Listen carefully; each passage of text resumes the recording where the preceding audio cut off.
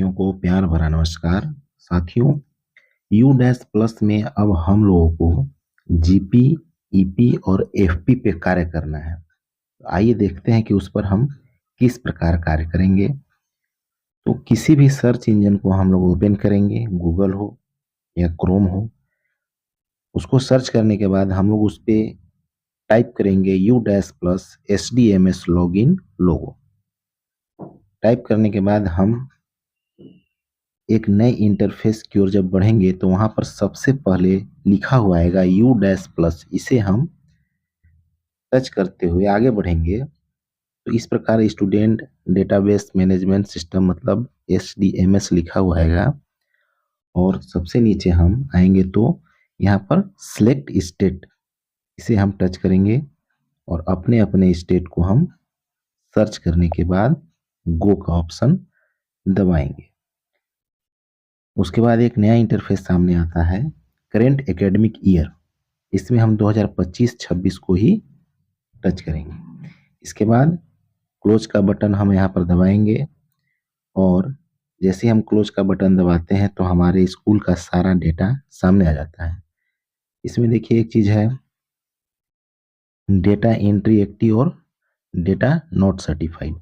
तो data certified तब होगा जब हम जीपी, ईपी और एफपी को कंप्लीट करेंगे। तो जब हम नीचे स्क्रॉल करके आगे बढ़ते हैं तो हमारे यहाँ पर क्लास का डिटेल ओपन हो जाता है। तो जिस क्लास का भी हमको जीपी, ईपी और एफपी करना है, उस क्लास के सामने जो भी आकार का एक मार्क है उसे हम टच करेंगे। जैसे ही टच करते हैं तो उसके नीचे एक सेक्शन खुल जाता है। उस सेक्शन को हम बाईं तरफ स्क्रॉल करेंगे तो यहाँ पे एक्शन और एक्शन के नीचे व्यू मैनेज लिखा हुआ आता है। तो व्यू मैनेज को हम प्रेस करते हैं, थोड़ा सा समय लेगा। व्यू मैनेज को हम जैसे ही प्रेस किए तो ये एक इंटरफेस सामने आया जिसमें सबसे पहला जो पार्ट है वो क्लास का आएगा। क्लास, जो भी क्लास आप ओपन करेंगे, इसके बाद पेन नंबर बच्चों का, स्टूडेंट का name, gender, date of birth, फिर एंट्री स्टेटस। अभी आप देखेंगे कि एंट्री स्टेटस के नीचे वाले डेटा में नॉट स्टार्टेड लिखा हुआ है, मतलब हमने अभी शुरू नहीं किया है। ठीक उसके बगल में लास्ट अपडेटेड लिखा हुआ आएगा और उसी के नीचे जो है एक बॉक्स में जीपी, ईपी और एफपी लिखा हुआ आता है। तो सबसे पहले हम जीपी करेंगे, इसके बाद ईपी करेंगे, इसके बाद एफपी करेंगे। तो हम जीपी को टच करेंगे सबसे पहले। जीपी को हम जैसे ही टच करते हैं तो उस बच्चे का सारा डिटेल सामने आ जाता है। फिर इसके बाद हम जीपी मतलब जनरल प्रोफाइल, ईपी मतलब एनरोलमेंट प्रोफाइल और एफपी मतलब फैसिलिटीज प्रोफाइल। तो सबसे पहले हम जनरल प्रोफाइल को फिल करेंगे। इसमें लगभग 80% डेटा फिलअप किया हुआ मिलेगा। बस हम लोग को मिलान कर लेना है कि वो सही है कि नहीं है। मिलान करते हुए हम उसे ऊपर की ओर स्क्रॉल करेंगे और नीचे की ओर जाएंगे। सारे चीज को मिलान करते हुए हम नीचे जाएंगे और नीचे जाने के बाद देखते हैं कि कौन सा बॉक्स खाली है। जो बॉक्स खाली है उसे हम फिलअप करेंगे, अपने रजिस्टर को रख लेंगे बगल में। उस बच्चे का सारा डिटेल हमारे बगल में होना चाहिए और उसको मिलान करते हुए हम सारे बॉक्स को उसमें फिलअप करेंगे। देखिए इसमें ब्लड ग्रुप जो है कि मेरा खाली दिख रहा है, तो ब्लड ग्रुप का जो ऑप्शन है उसको हम दबाएंगे। इसके बाद उस बच्चे का जो भी ब्लड ग्रुप है उसके सामने वाले बॉक्स को हम टिक करेंगे और उसमें फिलअप हो जाएगा। इसके बाद उसके नीचे आएगा सेव का बटन, हम सेव करेंगे तो जनरल प्रोफाइल मेरा सक्सेसफुली अपडेट हो जाएगा। इसके बाद हम जाएंगे इनरोलमेंट प्रोफाइल में।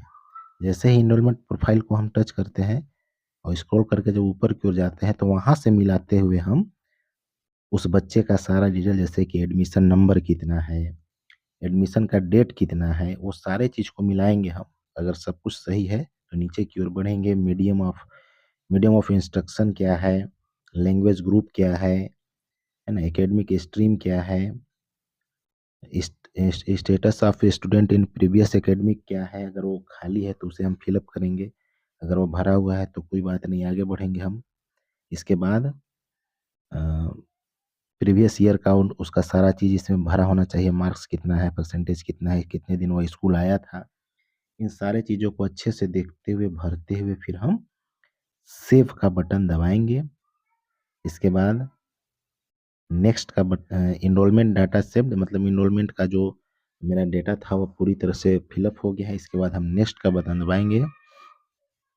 नेक्स्ट का बटन दबाने के बाद हमारे पास आ जाता है एफपी, यानी कि फैसिलिटीज़ डाटा। हमारे विद्यालय में उस बच्चे को क्या-क्या फैसिलिटीज़ मिलता है, उसको हम यहाँ पे चेक करेंगे। जो भी खाली है उसे हम फिलअप करेंगे।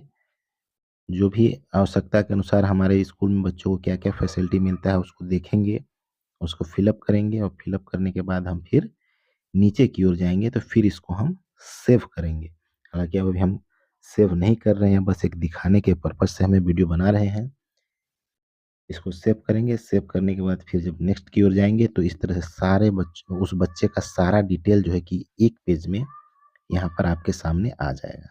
इसमें उसका name, father name, mother name, Aadhaar number, admission number, सारा चीज़ उसका जो है कि यहाँ पर आपके सामने आ जाएगा। इसके बाद उसके सबसे नीचे जो है कि बैक, फिर बैक टू स्कूल डैशबोर्ड, फिर कंप्लीट डाटा। तो इसमें हम मिलान कर लेंगे जो ये सामने आया मेरे पेज में कि कहीं कुछ छूटा तो नहीं है। यहाँ पर वन पेज में सारा कुछ दिख जाता है। अगर यहाँ पर भी लगता है कुछ खाली है, कुछ गलत है, तो हम यहाँ से बैक हो सकते हैं। अगर सब कुछ सही है तो कंप्लीट डाटा के बटन को हम दबाएँगे और वह उस बच्चे का जो है कि जीपी, ईपी और एफपी कंप्लीट हो जाएगा। तो इसी तरह से हर क्लास के हर बच्चे का हमको जीपी और ईपी कंप्लीट करना है। जैसे ही जीपी और ईपी कंप्लीट होता है, तो आप ऊपर देखेंगे कि जो डेटा नॉट सर्टिफाइड है, वह सर्टिफाइड हो जाएगा और हमारा यह कार्य संपन्न हो जाएगा। तो साथियों, मेरा वीडियो कैसा लगा आप कमेंट में ज़रूर बताएँ। धन्यवाद।